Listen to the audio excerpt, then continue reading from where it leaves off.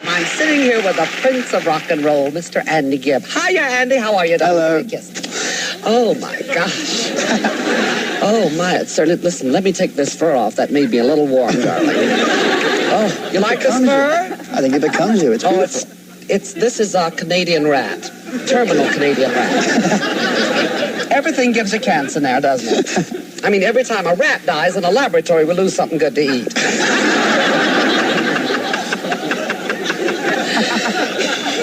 Now, let's get right down to it, darling. Right. The first question I like to ask anyone, especially in show business, well, anywhere, if I'm going to have a date with them or whatever, are you rich? Well, I'll tell you. Yes? I'm well off. Well off. Oh, that's the way I like it. Rich and likes to get well off. God, you are gorgeous, honey. Tell me, with a face like that, are you going to be in the movies? Well, I could ask you the same thing. Oh, well, I think it's over for me. I tried out for a lot of things, but Jean Harlow got all my parts. Of course, she had the best parts to begin with.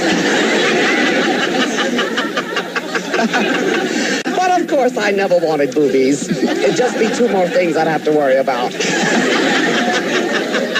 Now, listen, let's get serious. Okay. I want to know what it's like to reach stardom and puberty at the same time. Well, I mean, like, you know, what's it like to make it before you can make it? What is it like, darling? You did do it at an early age. oh, I did. I still do. I mean, excuse me, Are you madam. bleeping that? I read your bio, and so you were born in England. Right. Moved to born in England. Australia very early. Right, and I Then did. back to England. And back to Spain, too. Then to Spain. Right. But I want to talk about, then you moved over to a British Isle, the Isle of Man. The Isle of Man. I never heard of that. Is it very large? It's about 30 miles by 15. Mm. And all my brothers were born on the Isle of Man. Long and narrow, just Long like and I like my men. No, it's very, very nice to have started my career and being successful at an early age. But, of course, I'm getting older, you know. I'm 22 now, so. Well, you're growing up and you want a little Ladies like yourself. older. A lady like yourself in my life. I fully understand that, Andy. You don't have to explain that to me. Why I date a kid 24. Maud told me the other night, my friend, she says, Madam, you should be ashamed of yourself dating that young kid. It could be, you know, fatal. I said, what the hell, Maud? If he dies, he dies. Oh, well, listen up. What kind of women do you chase after, or do they chase after you? I don't really chase that often. I'm really very reclusive. I don't go out that often. I stay in my house a lot. But when I do, I'll go for girls that are quiet and sincere and go for the real me, not Andy Gibb the name, Andy Gibb the person. I know. Well, is there a difference between the girls in Australia and the girls in the United States? They're both very beautiful, both countries. Australia I've heard has that the beautiful girls in weather. Australia feel good all under. Oh, yes. You get all the good lines. Oh, my. You know, in Vegas, I do a lot of Vegas, and I know in Tom Jones' act, the girls throw their panties to him when he's on stage. What do they throw at you? Training bras? No, they throw money, would you believe it? Really? Yes. Now, where do you live, and do you live alone? Well, yes, I live alone with two other guys. And how do you get there? Where? To my house? Yes. Well, I live in Malibu Beach. Malibu. Malibu, yes. I thought about living on the beach. I have a good friend that did this dress. Really? He was On the found beach? tarred and sequined at Malibu. Yeah. Well, have you gone Hollywood since you've been here? Have I gone Hollywood? Oh, many times. Well, what sort of relationship do you have with your brothers? We're all very, very close. And we don't really like to spend too much time away from each other or apart from each other. So very frequently I go back to Florida and see them. Well, does Barry help you, or does he keep all the good stuff for himself? No, he helps me. He writes a lot of my songs, has written a lot of my hits, and produces all of my records. What's this I hear about you and Olivia Newton-John or whatever? What do you hear? Is it good? Well, you like older women, don't you? Well, I wouldn't lose it. I'm No offense. reasonable. Well, what do you say to Stigwood in the hall? What do I say to See, Robert Stigwood, I know he handles, your career. Right. Well, I didn't see him in the hall. And I know your brothers are having a little trouble. But in Hollywood, you're nobody till somebody sues you.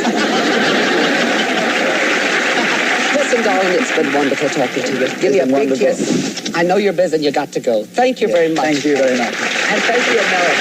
Thank you. Come on, let's...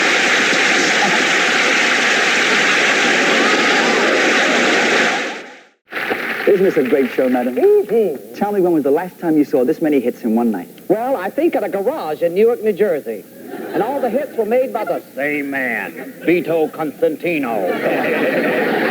Not those kind of hits. We're celebrating the great records of 1981. Oh, well, I set a record in 1981. Yes, for eating 365 12-pound prunes. What else did you do last year? Nothing. This is the first time I've been able to leave the house. Madam, I was talking about the top 40 songs of the year. Well, it wasn't a good year for me, so all the songs bring back such sad memories. Well, maybe if we talked about it, some of the songs have to bring back good memories. A beautiful love song like Endless Love. Oh, that reminds me of a moonlit night. Yes, just recently in the back seat of a car, touching a man's hand. That sounds lovely. Well, it wasn't. I was handcuffed at the time to a car. Endless love just isn't a romantic thing when you're being pistol whipped. But some of these songs have got to bring back good memories, Like, what about Physical? Sounds just like you. Physical? Physical. At my age, the only physical thing I plan to do is to be carried out in a wooden box by 6 men. All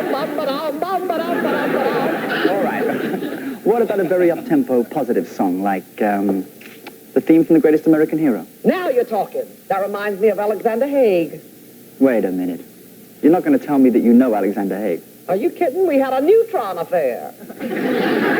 I'm afraid to ask this, but what's a neutron affair? I guess you are afraid after that prune joke. No, a neutron affair is where you do anything you want to each other, but you stay standing. I wish I'd been afraid to ask. Oh, come on, Andy. You brought back a good memory. I guess you're right. The countdown brings back good memories for all of us, because they're the top songs of 1981. And here they are with more of the year's top hits, the Solid Gold Dancers. Yes. Ooh, shake the booty. Yes. That certainly was a big hit for Olivia. Oh, it sure was. There were a lot of great records in 1981. That's right. That's why the #1 record of the year is so special. I think it's time to tell everyone what that record is. Not so fast. Where's your money, Marty? Oh, madam, can't I just owe you the dollar if I lose? Oh, no. Hey, what's going on? Well, we're betting on what the #1 record's going to be. Hey, you're not supposed to gamble on television. This is not a gamble. This is a sure thing. In the last election, Marty picked the Lakers to beat Carter and Reagan. Well, it wasn't my fault. You told me they were running. I didn't say running. I said dribbling. Well, then give me my money back. I'm not giving any money to a guy who looks like a human pork chop. Oh, yeah? Well, you look like a smurf with a hormone problem. Stop fighting. Come on, you won't want to miss this. So far tonight, we've revealed the biggest songs of 1981, from number 40 to number 2. And before we announce the #1 record of the year, we'd like to take a special look at the great albums that gave us the top hits of 1981. Watch this. As you can see, there was a lot of great music last year. But out of all those hit songs, our next guest released a record that topped them all and became the biggest hit of 1981. The song was on the top of the charts for 9 weeks and sold nearly 2 million copies. And it propelled this talented lady to superstardom. Here to sing the #1 record of 1981, Betty Davis Eyes, Miss Kim Carnes. Andy. Madam. I feel so good just sitting here with my memories, sweet memories. Suppose the 1800s were a lot of fun. I'm talking about the recent American Music Awards, Peach Fuzz. I was the belle of the ball. I sat on more laps than a paper napkin. At the big party, I danced and carried on with all the winners, but never the losers. Of course not. I think they'd suffered enough. You're just jealous. Why, here's an actual picture of me with Kenny Rogers. That's a good one. He's a wild man on the dance floor. Every time we dip, his beard would slip down my cleavage and tickle my fancy. Who else did you carry on with there? Well, lots of interesting people. Look at this one. There you are with Olivia Newton-John. Yeah, but after the photographer took that, he said, I'll take another one, but cover up that ugly woman's face. So I did, and look at this picture. I hate to put that over Olivia's head, but compared to me, she's such a lady. Madam, I don't believe a word you've said. Pictures don't lie. No? Then how do you explain this one? My eyes must be slipping. Who is that gorgeous, sexy hump? Madam, that's me. I know it's you. I was talking about the day. Well, look what's written on it. Dear Madam, 1,000 thank yous for 1,000 wonderful nights. Love, Andy Gibb. Oh, Andy, how nice of you to write that. It's written in your handwriting.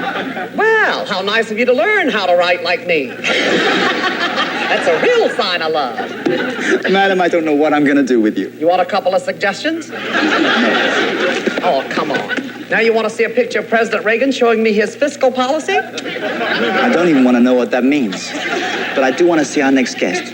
Because these 5 ladies are one of rock's hottest new acts. They sure are. They recorded one of last year's top-selling records, the smash hit Our Lips Are Sealed. And yours should be. Tonight they're doing the follow-up to that hit, which is our pick hit of the week. Singing We Got the Beat, please welcome the Go-Go's.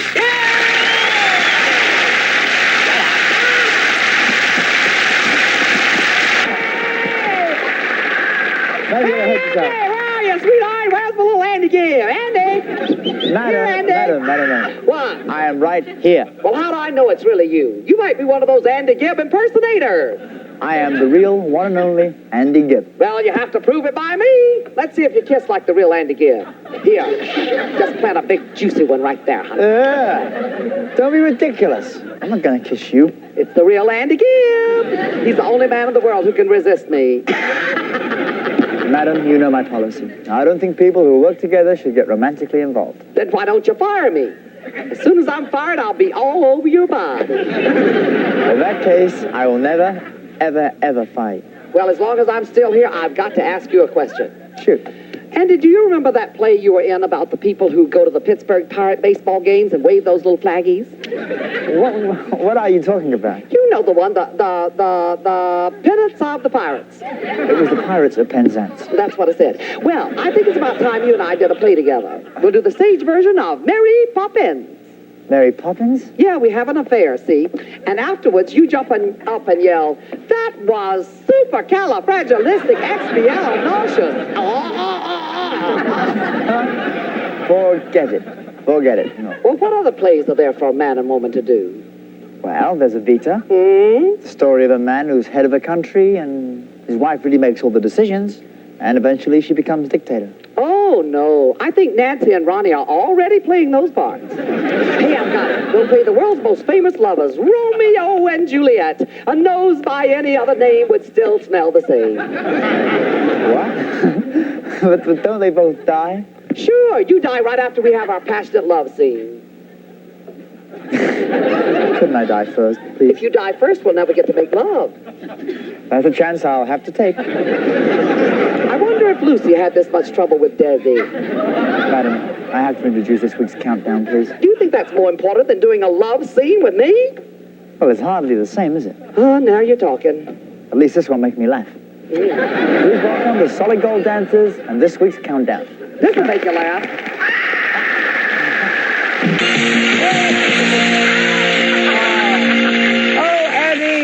It's so good to see you, darling. It's good to see you again, madam. Oh, well, thank you very much. I must say you look really pretty in that dress. Oh, you think so? Well, you know, Andrew, I just wish I filled it out better. What do you mean? Well, I'm not too well developed. Last time I went to the House of Pancakes, they poured syrup on my chest. I hate blueberry. I bet you do. That's not a very pleasant memory. But you and I have a lot of good times to look back on. Oh, yeah. Remember that time you took me out on your boat? Yeah, that's when I found out that you had a weak stomach. Weak? Yeah? I tossed my cookies as far as anybody else. Well, remember that time in Paris? My. When was that? You remember we had a romantic dinner at that small cafe, went back to the hotel, and then, That wasn't me, madam. It wasn't? No. Oh, now I remember. It was Andy Rooney. Andy Rooney? Yeah, nothing we did lasted more than a few minutes. I kept telling him, take your time. Well. But you must admit, we met in a very strange way. Oh, you bet. Yeah. I was working in a men's clothing store. And do you remember what happened? Oh, how could I forget? I was measuring your NC. And I said, do we have to do this just to buy a tie? What a great memory. Remember what the tie looked like? Oh, but right now it's time to look ahead at more of this week's countdown. That's right. Once again, the Solid Gold Dancers. And to start us off, here's Deborah and Cooley. Yay! You don't want to buy another tie, do you?